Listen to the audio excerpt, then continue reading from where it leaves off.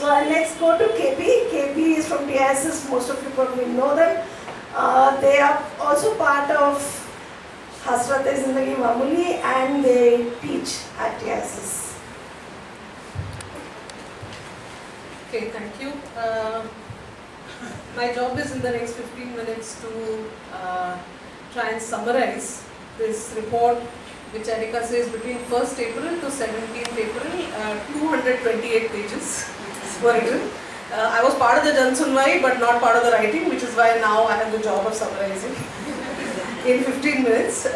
So bear with me just to give you a sense of the report. Like I said, it's a 228 page PDF document. It's available on the PUCL website to download. If any of you need copies because somehow there is an issue with downloading, just let us know, give your email ID, we'll send the copy. Currently the report is in English but it's being translated into multiple languages and we are hoping that will be out soon. The report, I think, can be broadly divided into 3 parts. First is the section where the organizers of the Jansunvai tell us about who we are, a little bit about the testifiers, their background, the panel members, and also the process of the Jansunvai. I mean, that it's a it's a public hearing, but it's a closed door public hearing. What went into thinking about this, and actually a lot of care went into planning it. So some of that is the first section. The second section, which probably is the longest, over 100 pages or so, it's divided into about 4 or 5 parts, which basically go into nature of violence, types of violence, sites of violence that people have talked about. Looking at the collusion of family as institution with other institutions like the police, like care establishments, rehabilitation homes, mental health care treatment centers, and also to some extent courts. So it sort of goes into the collusion of these. It also, a part of this second bit, apart from narratives about the experiences that people spoke about, also goes into sort of locating natal family violence against queer and trans people within a larger context of movements that have been active in the country, trying to place the question of violence both in domestic and public spheres. So basically movements that have fought for violence against women, violence against couples in intercaste, interreligious marriages. So the report sort of does a very, very, I think, succinct job of trying to place the stories of violence against queer and trans people that we heard about in the context of all of this work that's been happening around sort of addressing issues of violence.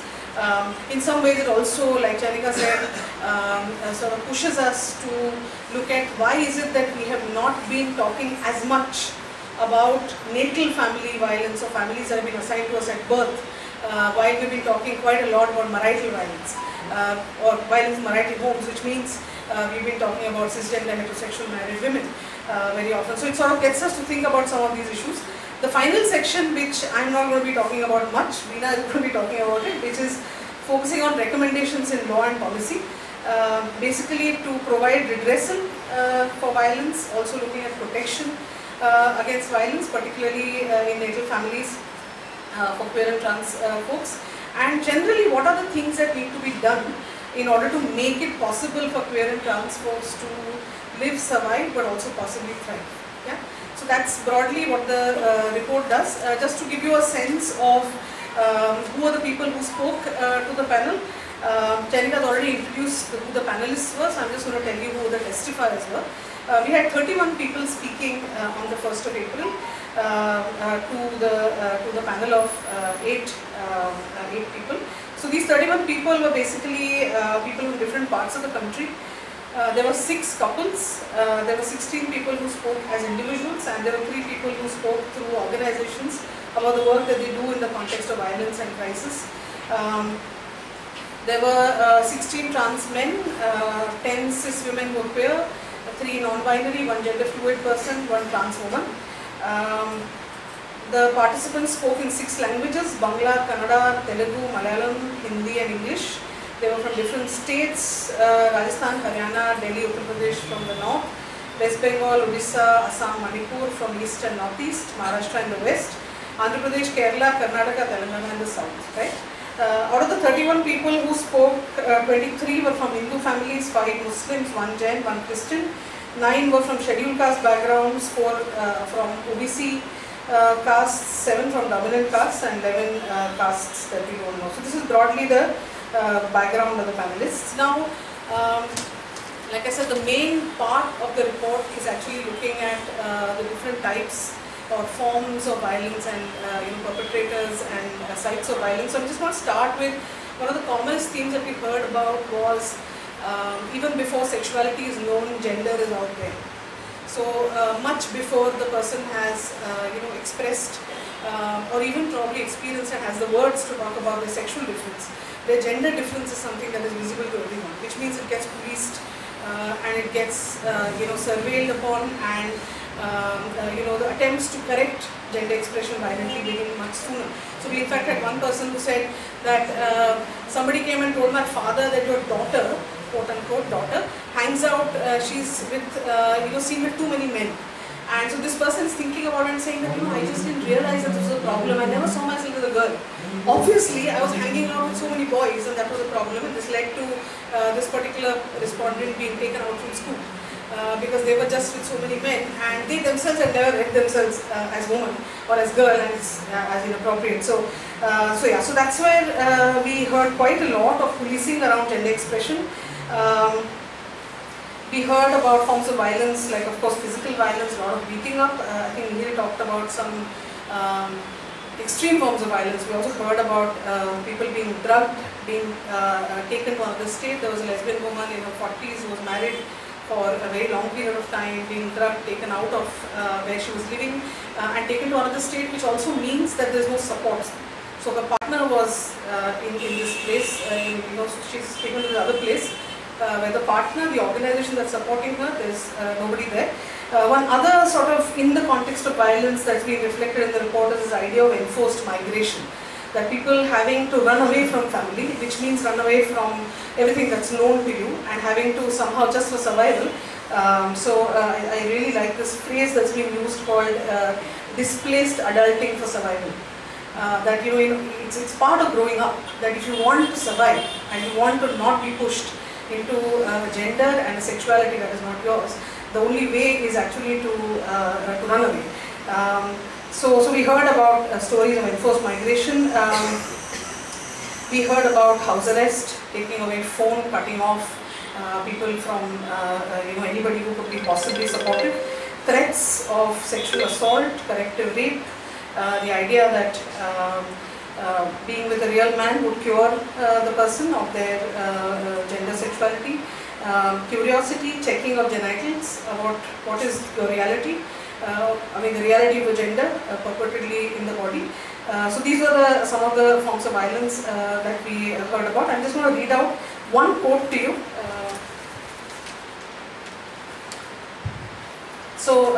The report says that families retaliate with sexually abusive behavior when they find it difficult to accept sexual choices of their wards. This could range from invalidating of desire through attributions of sinfulness or sickness associated with their desire and sexuality, to threats of corrective rape, to actual molestation, from a sickening curiosity about genitals of young trans persons to actual cases of stripping, to know the sex, the reality of sex and gender in the body or place there. We also heard some very, very disturbing stories of children, so young people as young as 14. And this happened, these were stories from West Bengal, from Andhra Pradesh, from Kerala, of young people being forced into marriages at the age of 14, which meant, of course, marital rape, starvation in marital homes as a way to correct this person when they did come out and say that I am a man, I am a trans man, I can't be with another man. Being forced into basic forced pregnancy and childbirth. So these were some people who spoke about being pushed into not just marriages but also having children as a sort of initiation into a cis-het way of living. Another example really, this whole forced marriage business as a way to fix this uncontrollable deviant child and pass on the responsibility somehow to someone else, which is something that families or natal families seem to be doing. We heard one story actually of a trans man who speaks about having finally got out of his marital home, who now is no longer allowed to meet his child, and the child has been turned against this trans man.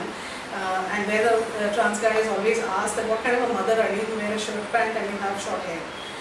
So it's to choose between being a parent and being your real gender that you are. The other sort of normativizing corrective institution that we heard about repeatedly was that of mental hospitals and institutions, where people were, so we heard of a trans man who beat up his husband on the first night when there was forcible sort of sexual advances. And for this person was put into a mental hospital and was given a series of ECTs as a way to cure this person. This trans man said that what they saw was a Muslim woman who was just refusing to follow every form of norm, and that is how they were being treated in this mental hospital. We heard of a cis woman who was put into a rehab home because she was in love with a trans man. There were of course the temples and the tantrics who were providing all kinds of dawas. There was also a dargah which was providing sort of stuff to drug and basically sedate the woman and sort of as a way to fix the problem. So we basically heard, when we talk about violence, we heard both about violence as a corrective measure, as a way to correct the deviant, wayward gender sexuality. We also heard, of course, of violence as punishment, which was sold to the world as a rescue. So you're rescuing your daughter from this trans man, right? You're basically giving her a chance at life. And so that's the sort of moral correctness or moral platitude from where the families would seek help from police, would seek help from doctors. That after all what you're doing is you're just giving her a chance at a normal life. So what you're doing as punishment is seen by the world as somehow the family is rightfully trying to save their child. So those are the kinds of things that we heard about. There was also violence directed at mothers for poor parenting of their trans and queer kids. We have heard about one person saying that my father sent the mother and the trans man as a child were sent away to the mother's home, saying that don't come back till she learns to behave like a girl. So till you, till then, don't come back. So in that sense, we also heard about mothers participating in violence against their children and sort of playing their part in the patriarchal family. We heard about violence against partners, particularly those partners who are seen as men, so trans men, those who were Muslim, those who were seen as being from lower castes. So there were a lot of stories of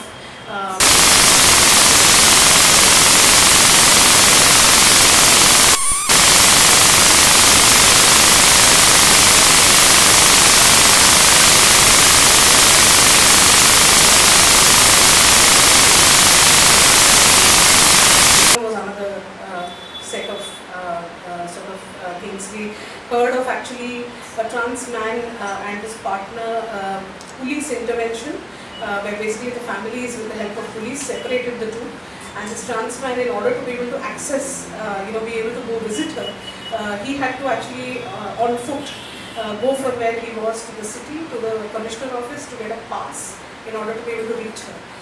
And this was of course the case of habeas corpus because nobody knew where this woman was.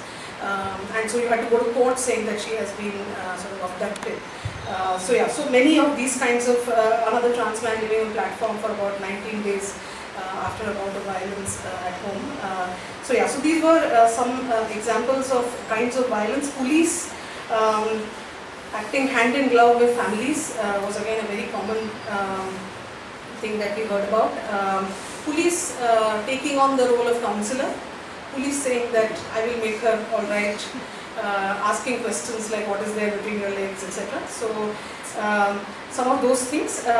So I just want to say that again, to quote from the report, there were both, familial violence in that sense was not always singular or spectacular, the kind that Mihir was talking about. Those also stay with you, the stark forms of violence, but it was also insidious, and it was chronic, and it was everyday. and which was come up in several forms, like one non-binary person told us about having to change the way they dress, the way they keep their hair every time they have to go home, because that's the only way they can ensure that the parents will continue to pay for their education. And so a range of microaggressions to the extreme forms of violence that we heard about. So this is sort of in short a large part of the report. The recommendations is something that Veena will talk about. I had, if we have time, I had some just 2-3 comments that I wanted to make as I was reading the report. Like I said, I didn't write the report, so I had a chance now to read and step back and think about this. So one thing I was thinking about is, in 2016, Chair and I were involved in one study where we spoke to families who were supportive of their queer children. And I remember this mother who was, I think, in her early 70s, telling us the story about her 2 sons who are both in their 40s. One of the sons is married with children and the other guy is a gay man. So she says that it's interesting that when there is any family function, particularly weddings, the married son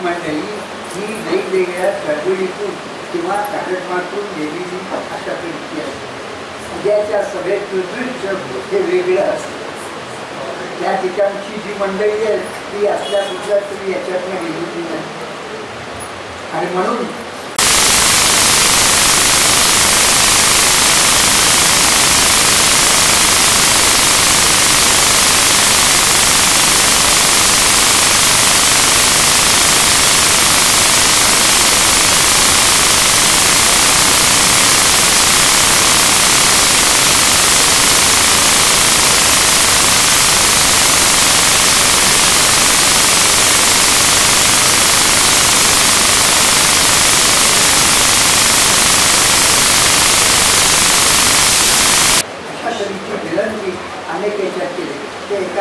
madam बाईंनी मला प्रोफेसरला तर म्हटलं Gavi तुम्हाला काय वाटतं की मंडळी तुमच्या पत्राला बळी पडणार आहे.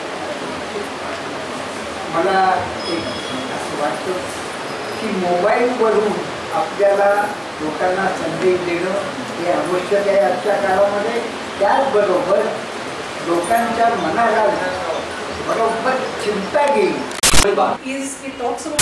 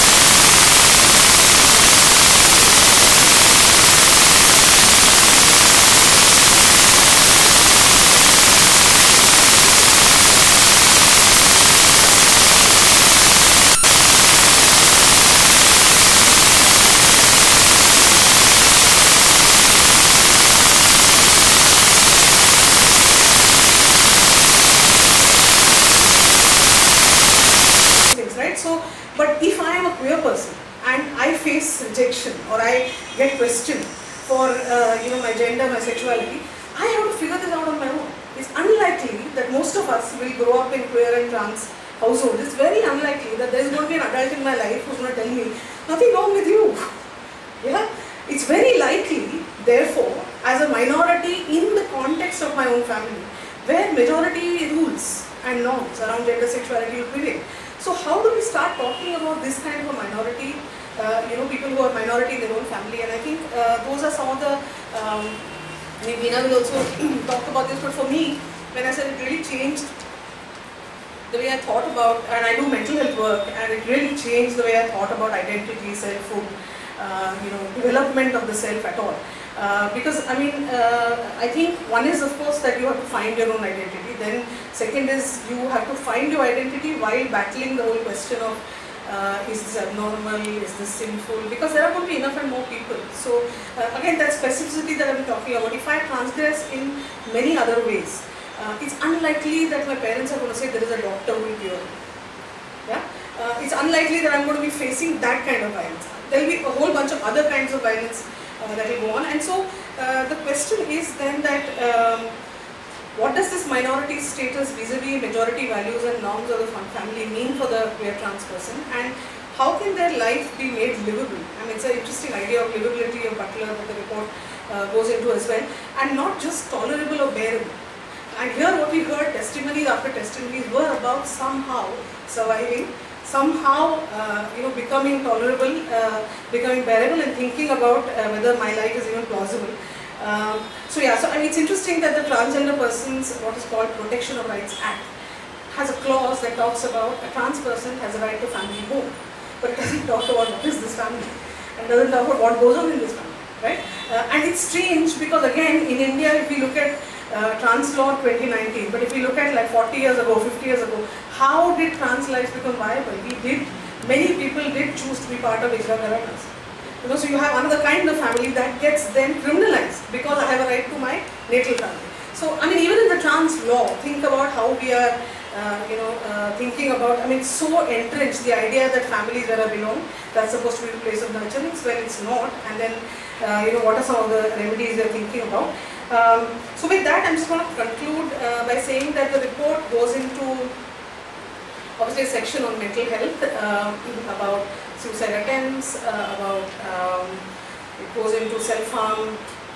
There is one trans man who talks about having moved state, moved city, being hyper-vigilant, constantly thinking that somebody, his family would have sent people to get him, and having nightmares about it. And I just want to conclude with this, that how do we see mental health consequences of these kinds of violence that I was just describing? And it just reminds me of this report that some of us must have seen that came out in December by the Bebak Collective that talks about social suffering of Muslims in India. And I think it's truly, we have to think about some of these as social suffering. And we can't leave this, which is my favorite thing to say to any audience, we can't leave mental health and such like issues to doctors and experts. Because this is really about livability of lives. So with that,